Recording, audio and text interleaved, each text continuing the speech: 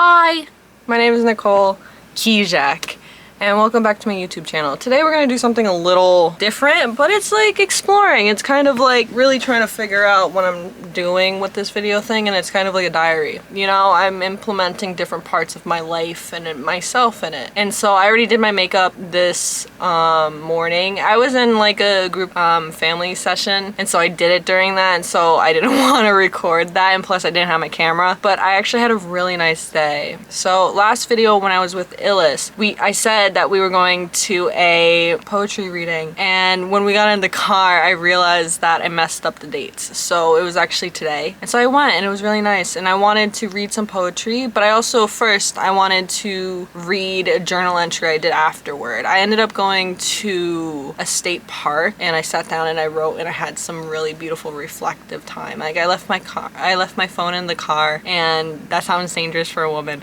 but or anyone, but it was really nice. So I wanted to read that excerpt because I want to start implementing more vulnerable spaces of myself. Not too much, because I feel like I like to have certain things close to my heart and not really in the public eye. But so here we go. I'm in a country park in Rockland County in New York, and honestly it was a beautifully compelling thing to do. I had a bit of a hindsight of inviting blank, but I think that's default. He intrigued me a bit, and his attention toward me was flattering, so maybe that was a driving force to invite him. But also, part of me just wanted to be just with myself. Cecilia is my grandma, which I live with. She's my baby. Cecilia always says, "Estás sola?" She's Colombian. She's an immigrant from Colombia, so she only speaks Spanish. I always answer no, because I'm not. And so I'm here with myself and the sun and my higher power. And I wanted to connect with him a bit and just write and just be. The poetry reading was actually really nice. Something that I caught on to there that I normally forget about is that I melt into comfortability.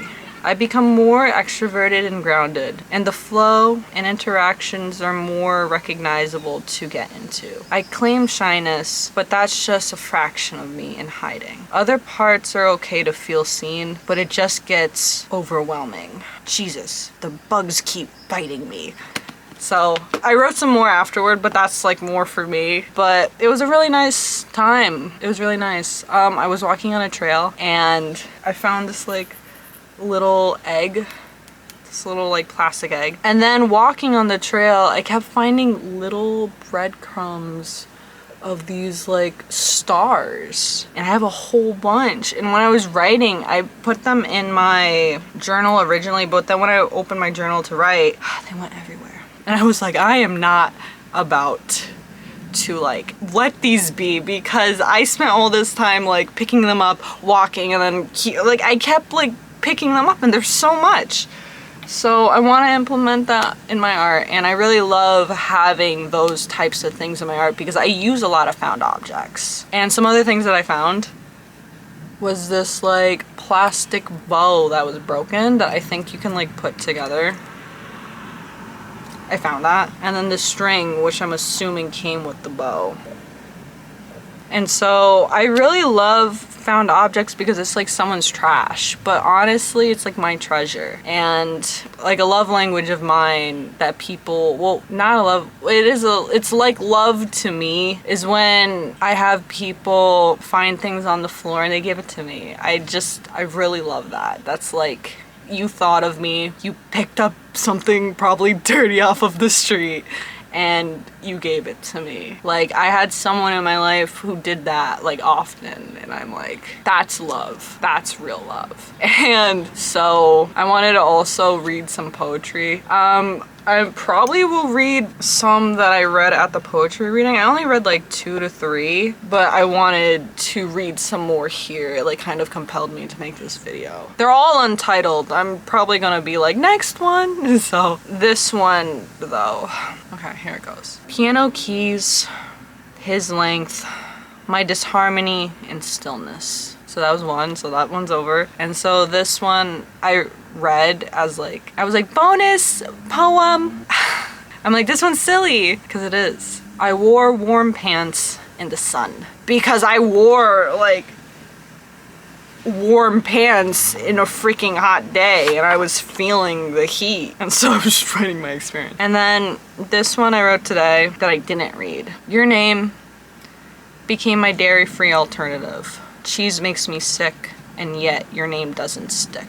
And so I also have like a whole like folder on my phone because it's like really easy for me to write it. So I'm gonna just like go down a list and read the ones I feel comfortable reading. Juxtaposed is a vision of that who I need to be, but I was just in a haze of last summer's days. I couldn't leave until now.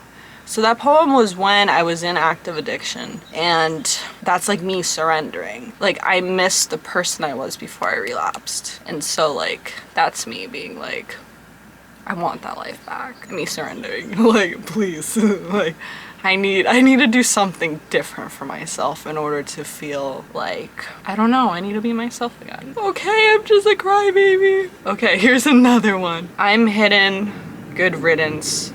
My heart still yearns, but you haven't earned that witness. So I don't remember if it was like towards like some people or one person, but the feeling's still real that, I don't know, I feel like they don't deserve to see me glow the way I'm trying to glow now. And so it's me like acknowledging that type of like heartache, because my heart feels. I'm a crybaby. So like, of course I'm gonna like love hard, you know? Okay. This one is about active addiction. This one's about active addiction. The hunger subsides and I've found myself inside, not wanting to move. I think this one I wrote when I was like clean, but I just wasn't used to being clean, and so it's like, what do I do? I felt like a potato tucked in covers. Because being stuck in bed was like a default when I get like really sad. And so it becomes a daily thing.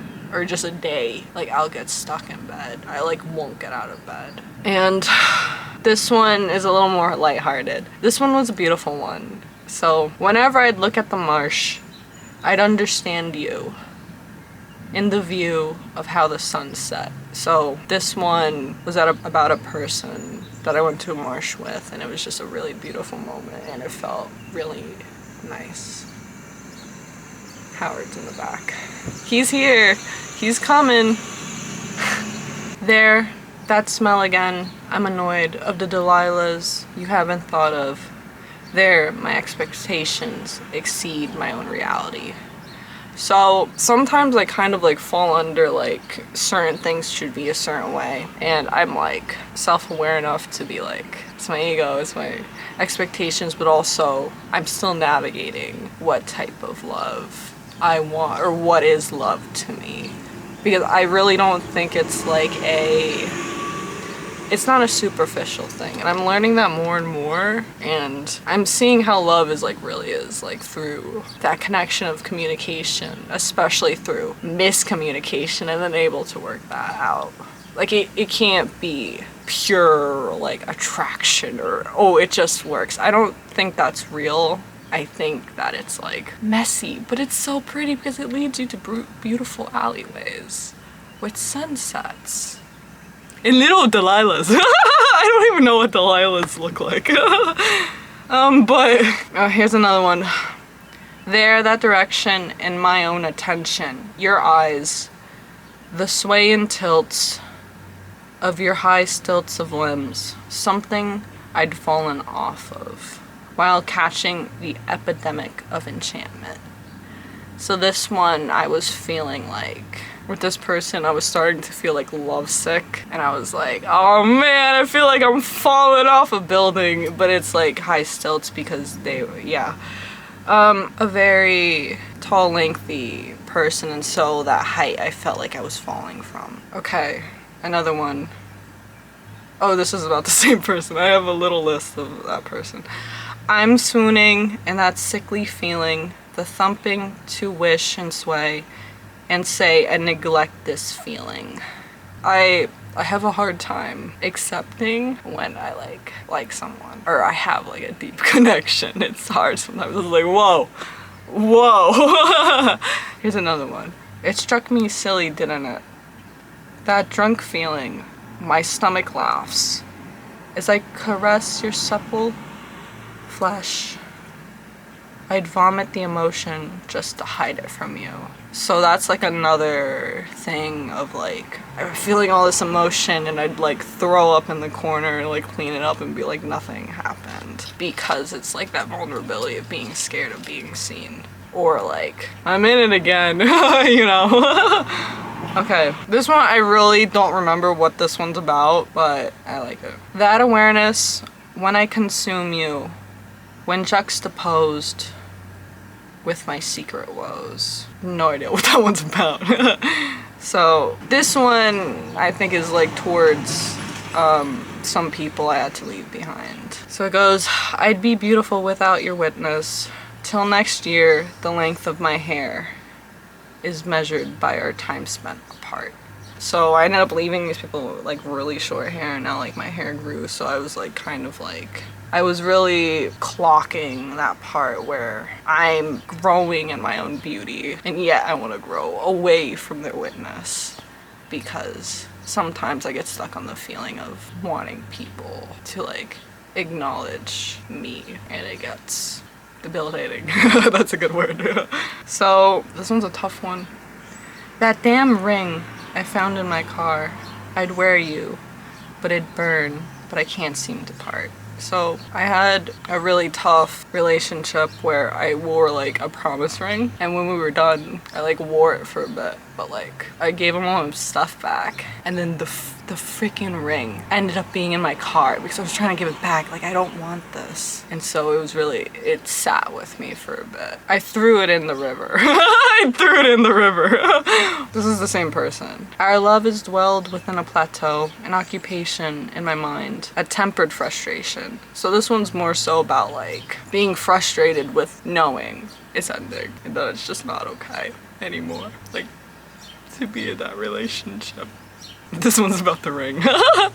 Okay, it's freaking overheating, baby, and I'm crying in Howard somewhere.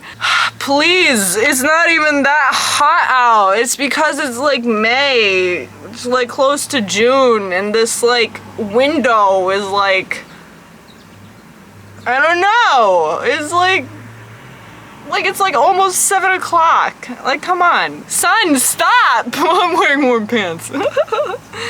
Okay, I threw you in the river. You slime beneath my heels. Why won't you wash off? So it's like, you know, when you have an action of like letting go, the residue stays a bit. So that's what that's about. This one's about a different person. So this one now. I'm stuck in a place to a withering race of broken heels to the fever of your sneer. I honestly forgot what this one's about, but I think I was just like thinking about like, so when people have like certain subtleties in their movements or like facial expressions, I catch on and I really love it. Like I really love observing. Like something I realized while editing my videos, like when I was editing the video with Illis and I noticed how when I speak it's a bit more slow considering, but I feel like if you don't catch on or if you don't really watch me enough, you like think I'm ditzy. That's the thing I got. But also it's like I'm also learning to understand myself a bit more because my speech is a bit slow.